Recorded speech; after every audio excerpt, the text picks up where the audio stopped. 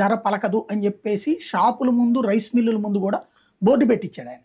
యాక్చువల్గా ఆ టైంలో 18 రూపాయల దాకా రేటు పెరిగిపోయింది. దాన్ని కంట్రోల్ చేయడానికి వాళ్ళందరికీ స్ట్రిక్ట్ ఆదేశాలు పెట్టి 12కు మించి పెట్టడానికి వీల్లేదని వార్నింగ్లు ఇచ్చి బోర్డులు పెట్టించి అమ్మిచ్చాడు. కానీ జనానికి ఆ నొప్పి తెలియలా. చంద్రబాబు దించారు. 2004లో రాజశేఖర రెడ్డి వచ్చాడు. అప్పుడు బియ్యం రేట్లు 45 రూపాయలు 50 రూపాయల దాకా వెళ్ళిపోయినాయి. వెళ్ళిపోయాక ఈ 40 రూపాయలకు మించి అమ్మడానికి వీల్లేదన్నాడు. మనకేమనిపించింది, 50-60 రూపాయల దాకా వెళ్ళిన బియ్యం 40 రూపాయలకే దొరుకుతుంది. అంటే 2-3 నెలలు అట్ట కొన్నాక 40 రూపాయలు కానిప్పుడు మనకి ఎంత రూపాయి మిగిలింది. ఇప్పుడు ఈ ఆపరేషన్స్ ఇట్లా ఆరోగ్యశ్రీలో మనం డబ్బులు కట్టినప్పుడు మనకి నొప్పి తెలుస్తుంది. ఇట్లా చేసినప్పుడు మనకేం తెలియట్లా. అందువలన ఆ నొప్పి తెలియజేసేటటువంటి పని చేస్తాడు అనుకుంటా ఇట్లా హాస్పిటల్కి.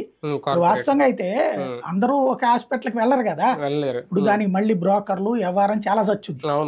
అలా కాకుండా ఇప్పుడు ఓ రకంగా చెప్పాలంటే ఆరోగ్యశ్రీ అనేటప్పటికి ఎగబడి వెళ్ళిపోతున్నారు. ప్రతి చిన్నదానికి వెళ్ళిపోతున్నారు. ఇదివరకు అయితే కనుక ఇట్లా హాస్పిటల్కి వెళ్ళేవాళ్ళము మనం.